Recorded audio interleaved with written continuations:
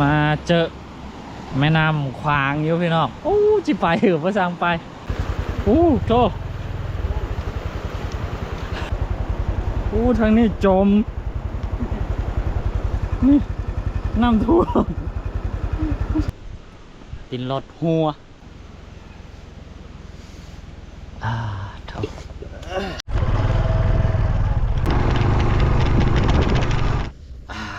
เนาะ11:04เนาะ9:00กว่าทุก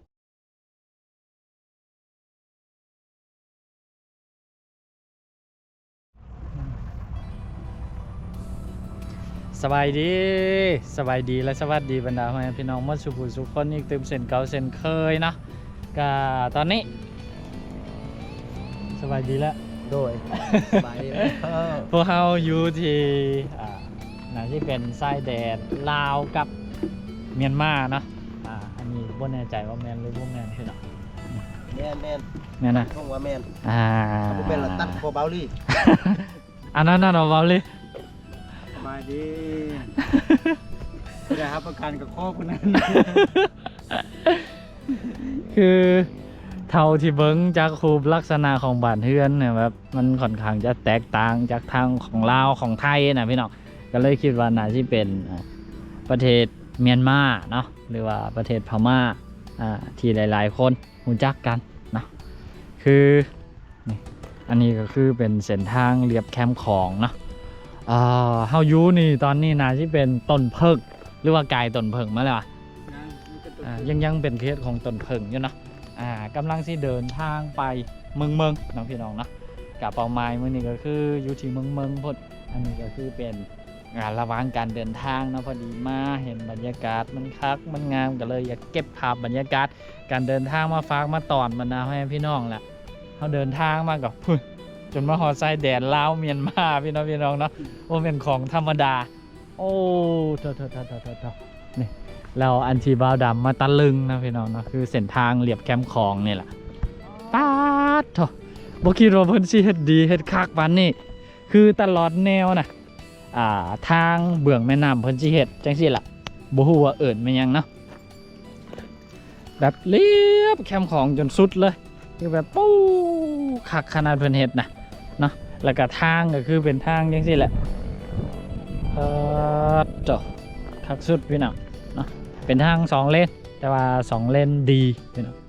ทางยางมะตอยนะนี่โอ้โถนะพอดีพอเขาขี่รถมาก็มาแวะพักเนาะน้อยหนึ่งพี่น้องเนาะพอหายเมื่อยพักรถพักคนนะจังหน่อยก็ชิพากันออกเดินทางอีกหนึ่งนะคือแบบมีป้ายบอกทางมีอย่างคักแน่เนาะจุดใดที่ต้องระวังจุดใดที่สามารถใส่ความเร็วได้นะพี่น้องนะโอ้คือแบบจุดยอดขนาดนะก็น่าจะมีบ้านอยู่แถวไกลๆนี่แหละว่าเห็นผู้คนเขาจะเอาผ่านไปผ่านมาอยู่แถวนี้ก็ได้เนาะนี่โอ้เท่าฝั่งนี้นะฝากน้ำของฝากนี้เป็นทางฝั่งลาวเด้อพี่น้องเด้อแล้วก็ทางฝั่งพูนนะฝั่งพูนนี่เป็นทางฝั่งประเทศเมียนมาเนาะพี่น้องเนาะโอ้พอเขาก็เดินทางมาฮอดพี่น้องนะกะโอเคพี่น้องนะเดี๋ยวพอเขาก็สิได้พากันออกเดินทางต่อตอนนี้กะวันมานะเวลานี่1:46เนาะ2 โมงยังกะเส้นทางจากนี่ไปหาเมืองกะหนาสิยังอีกยาวไกลพอสมควรเป็นบ่เบาลี่ประมาณจักลักจากนี่ไปบ่ฮู้คือกันทางดีแบบนี้มาติบ่เอาแล้ววันนี้จักหน่อยทางอันนี้ก็จะสุดแล้วเรือนั่นก็จะเป็นทางแบบบ่เป็นทางหินทางดินนั่นน่ะอ๋อนะกะเดี๋ยวสิเป็นอะไรกะพาพี่พาน้องไปเบิ่งไปชมพร้อมๆกันนะทุกคนโอเคเท่าที่เขาเห็นในฝั่งนั่นน่ะสิเป็นประเทศพม่าเนาะเมียนมาพี่น้องเอ้ยมีทางชมแปลกๆไว้คือฝั่งลาวฝั่งไทยครับนี่ก็คือเป็นการเดินทางของพวกเขาในวันนี้หลัง งจากที่เดินทางออกมาอีกประมาณ10 กว่ากิโลเมตรเนาะทางยางกับมืดพี่เนาะแล้วก็มาฮอดทางดินจังสิเนาะนี่ตอนนี้นะพอเราเดินทางมาฮอดบ้านอันนี้พี่น้องเอ้ยนี่บ้านตางอ้อเนาะเมืองต้นเพิ่งพี่น้องเนาะอันนี้ก็คือเป็นป้ายเนาะก่อนที่ว่าสิเข้าบ้านเพิ่นนะเพิ่นเฮ็ดกับแบบมินิมอลขนาดเนาะแต่ก็งามไปอีกแบบพี่น้องเอ้ยนะนี่ละอันนี้ก็คือทางของพวกเราที่ว่าสิเดินทางมื้อนี้พี่น้องฝนตกกะมีขี้ตมนะฟ้าแดดกะมีขี้ฝุ่นพี่น้องเอ้ยโอ้โตนะพอดีเดินทางมาน้อยหนึ่งแล้วก็มาแวะพักไปเป็นจุดนี่ละนะพอดีครูดอยเพิ่นอยากปลดทุกข์ปลดหนักแด ตอนนี้ปลับเข้าป่ามาแล้วครูดอยนะบาลีกับเบาดำกันนี่ละมาถ่ายอยู่แคมป์ทางนี่ระหว่างทางกันเนี่ยเก็บภาพบรรยากาศมาฝากมาตอนพ่อแม่พี่น้องพุ่นอยู่ทางพุ่นว่ะอันนั้นน่าสิเป็นวัดหรือว่าหอกองของเพิ่นเนาะงามได้เพิ่นเฮ็ดอันนี้นี่โอ้ดอกแม่นแท้อันนั้นนี่น่าสิเป็นวัดแหละสีแดงๆขนาดที่เป็นวัดแล้วก็สวนตัวสูงสีขาวๆงามๆขนาดที่เป็นหอกองเนาะเดี๋ยวพอเฮากะสิพากันออกเดินทางไปเรื่อยๆเนาะมีบอนใดที่น่าสนใจเฮากะสิเก็บภาพบรรยากาศมาฝากมาตอนบรรดาพี่น้องจังสิละนะกะไปกันเลยเดินทางไปพร้อมๆกันนะทุกคนเป็นเส้นทางของเฮาพี่น้องพ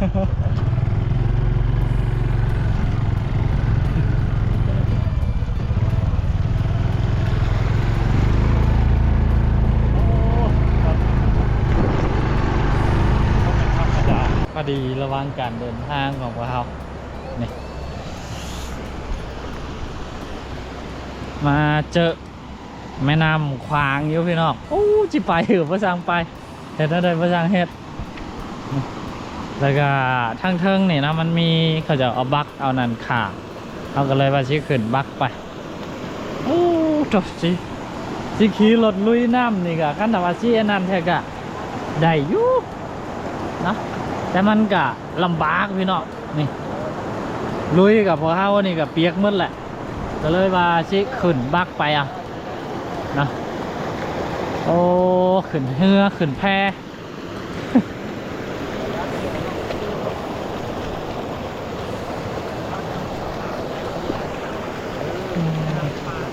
ง่ายก็เลยได้เติบอันนี้ที่ผ่านไปก็ได้นี่เลยนำเขาเจ้าใหญ่เด้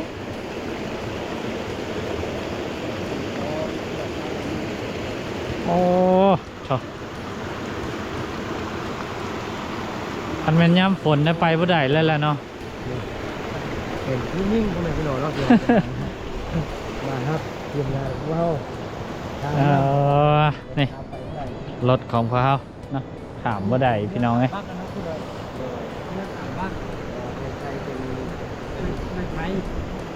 ไทยก็เป็นแค่เนาะซาบิซ่าเนาะที่นี่เนาะ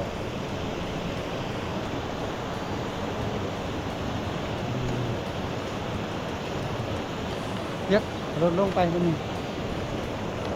บอลลี่เปิดซากไหม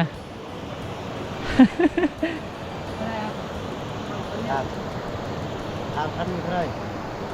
จะได้ก็ได้ไปแล้วมาจำนี่ล่ะโอเคตัวคนเข้าไปนี่เข้าไปนี่แบบนี้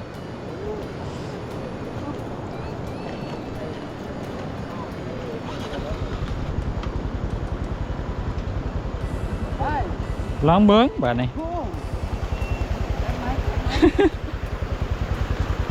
โต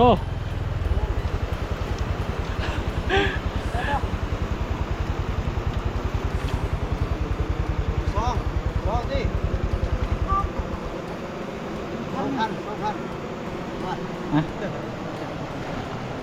บ่ดำขึ้นบ่ได้เด้นะนี่ฮะ บ่ได้เราบ่ต้องไป ขาวขั้นนั้นกัน นอนบ่ได้ก็บ่ต้องไปนะแล้วแหละดำบ่เราอ่ะจะขึ้นแล้วขึ้นได้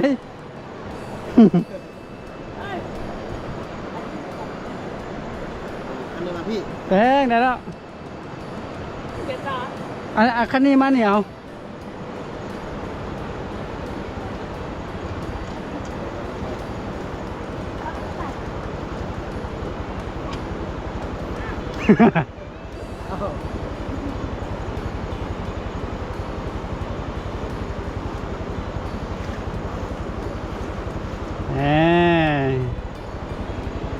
ขับมาทางนี้เลยเชียว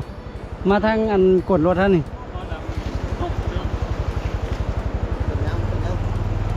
นี่ความคักคุณจุ่มมันจุ่ม คุณหน่อยชอบ จุ่มเฮ้จุ่ม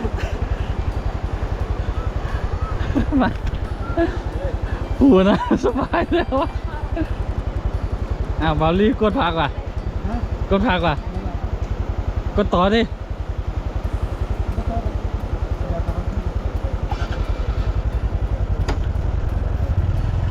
จบไปเนาะนะ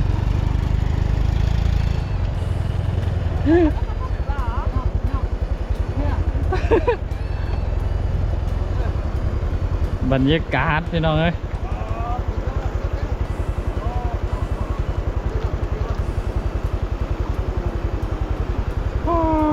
ต่อ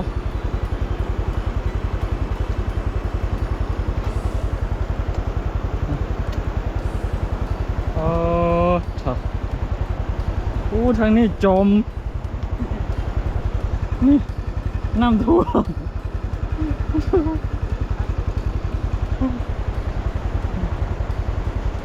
โอ้ชอบพี่น้องเอ้ยมันเป็นของง่ายๆเนาะ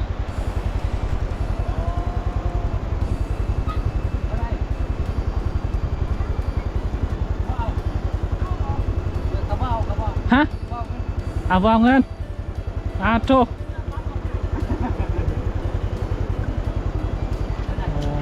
1,100 บาทบ่ค่ะฮะ1,100 บาทค่ะ1,100 บาทน่าจะพออยู่2,100 บาทกันตี2,100 บาทเนาะ มึงมีเงินบาทเลย ตายกูโดย1,100 บาทโอ้จะเอาลิ้นใครจีจะเอาลิ้นใครจีคันนึงเท่าได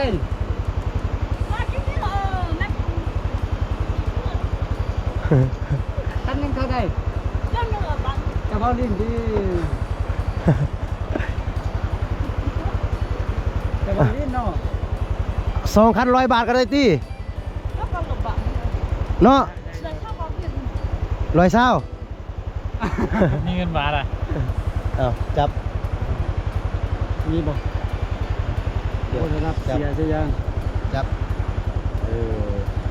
แล้วค่อยประหารกันมึงคิดเอาอ่ะมึงคิดเอา เงินกี่เท่าใด มีแต่ใบ100 บาทนะ เข้าบักเอาเนาะ สบาทบ่มีพอเนาะได้เนาะโอเคขอบใจเด้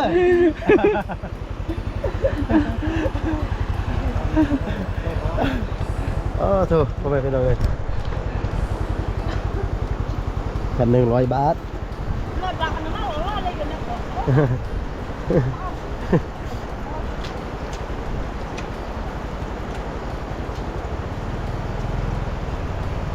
มาแล้วดำบาวลาวมาแล้วพ่อแม่พี่น้องเลยนี่โอ้ได้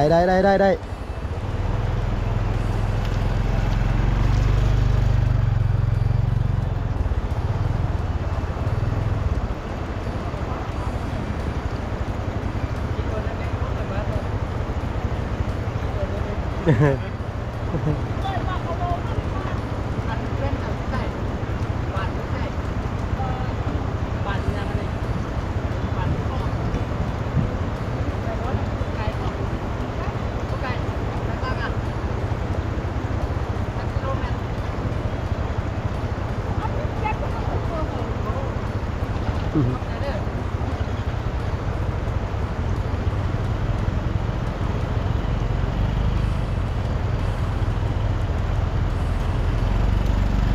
บโอ้ตัวตัวไปเลยเอาบ่ขึ้นบ่ขึ้นเอาบ่ขึ้นบ่ขึ้นเอาเอาเอา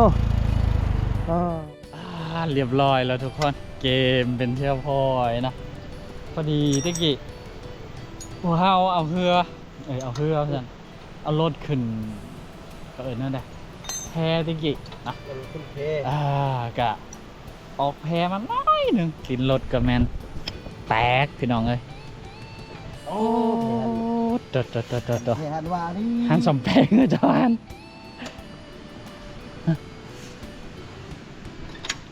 ออกเครือออกแพนมาน้อยหนึ่งกินรถแตก เบาดำซูซิมีเลย โอ้ยอมแหละบอดำนี่จูงลูกเดียวแหละ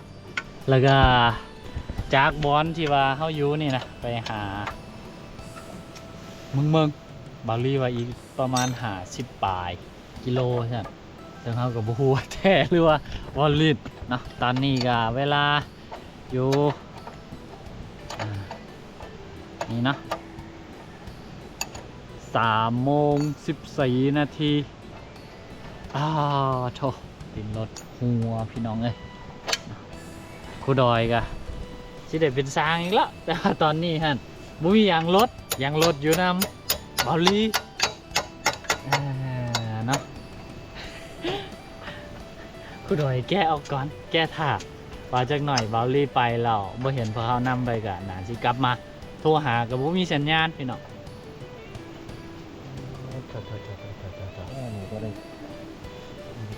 ดึงตัวนี้ออกแล้วไม่ได้ลำบากโอ้ย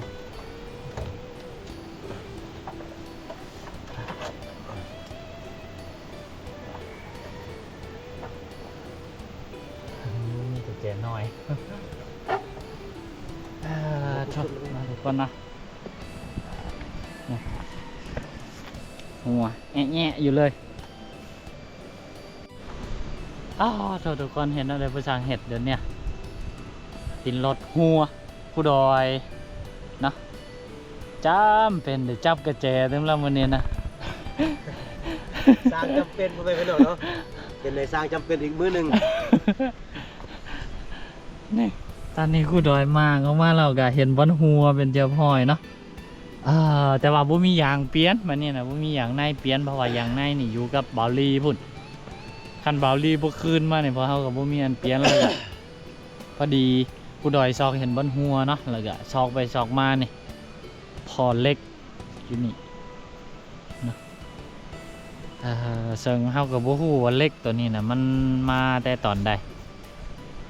มาตอนขึ้นเรือตะกี้หรือว่าผู้แม่แต่ตามเบาดำว่าคือสิผู้แม่นดอกเพราะว่าก้อนหน้านี่ก้อนที่ว่าพอเฮาสิออกเดินทางนะรถเบาดำเคยหัวแล้วเทื่อนึงนะ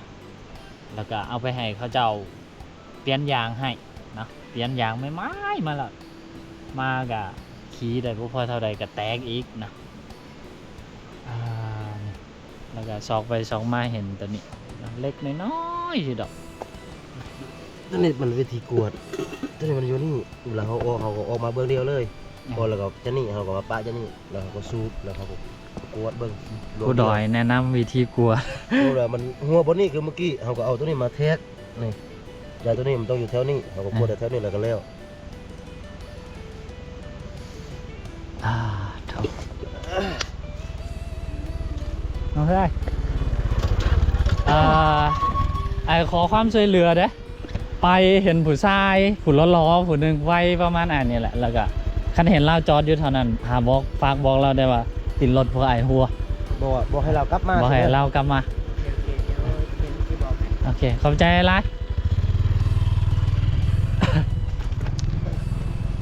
นะทุกคนโถสัญญาณบ่มีพี่น้องก็เลยปากพามน้ำนองทรายเขาจะไปปากคนบอกว่าลีติดรถพวกเขาหัวโอ้ยเถอะเนาะอุปสรรคในการเดินทางของพวกเขากับพวกเป็นของง่ายพี่น้องรถนี่ตอนนี้พวกมีตีนแล้วนะ คู่ดอยก็บ่อยากจับกระแจมันได้ก็จำเป็นได้จับถึงโอ้คันบ่มีคู่ดอยมานำเนี่ยมันเรียบร้อยแล้วทุกคนต่อตะกี้น้อยเดียวนะบอลลี่ออกไปก่อนน้อยหนึ่งแล้วก็บอลเท้ากับคู่ดอยกำลังสินำไปสตาร์ทรถออกมาหน่อยหนึ่งดึกคุณแล้วเอาแล้วว่าติดรถหัวน้ำบอลลี่ก็ประทันแล้วนะทุกคนตอนนี้รอถ่ายยานะโทษพี่น้อง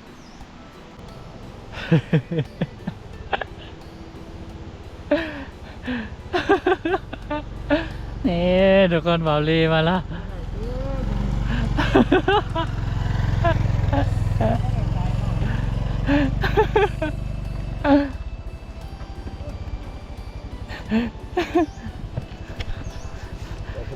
เบิ้ง มาทางล่างเด้ เบิ้งคู่ดอยน้ำว่ายิ้มจักหน่อยเมื่อวานนี่ก็ได้เป็นสร้างวันนี้ก็ได้เป็นสร้างแล้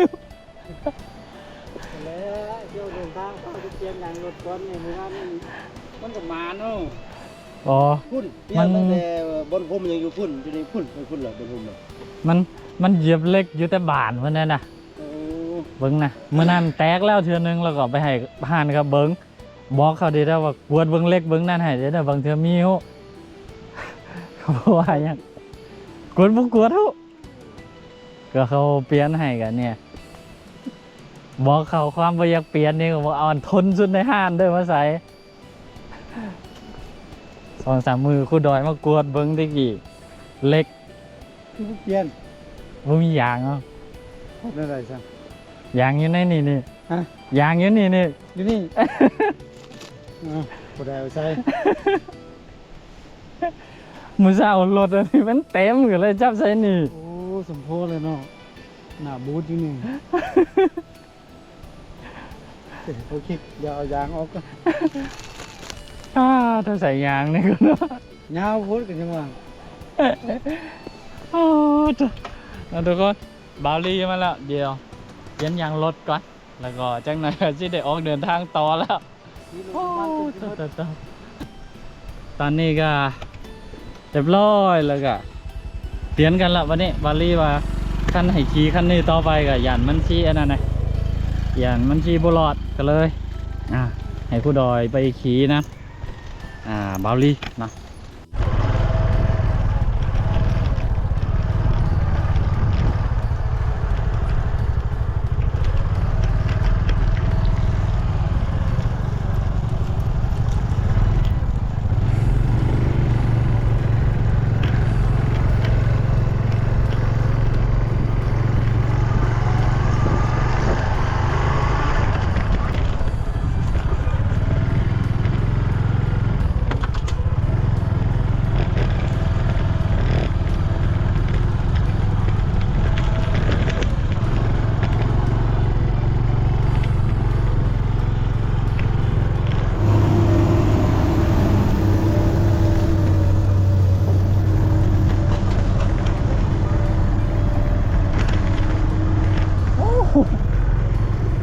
เห็นนี่วิวแม่น้ำคลอง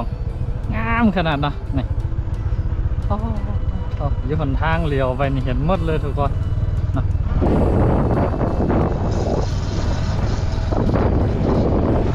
นี่นะการเดินทางของพวกเขาเพื่อที่ว่าสิไปเบิงชีวิตการเป็นอยู่นะไปเยี่ยมไปยามน้องอู้กับน้องอีดลูกสาวกับลูกชายของทางนางยัดนะที่ว่าญาติเพิ่นเอาไปช่วยดูแลอยู่ที่สวนกล้วยนะกับประมาณนี้นะพี่น้องนะความยากลำบากในการเดินทางของพวกเขาเนาะสมควรพี่น้องเอ้ยนะทีมงานพวกเขากระใจสู่ขนาดเนาะแต่ละคน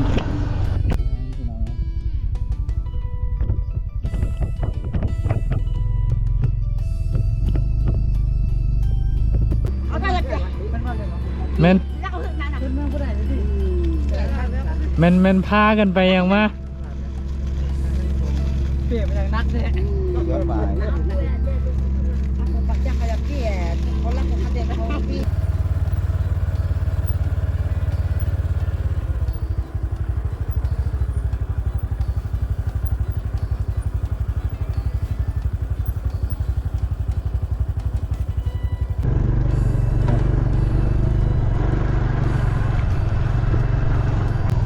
นี่นะเดินทางมาก็เริ่มฮอดหมู่บ้านแล้วพี่น้องนะแต่บ่ฮู้ว่าเป็นบ้านไหมเนี่ยโถ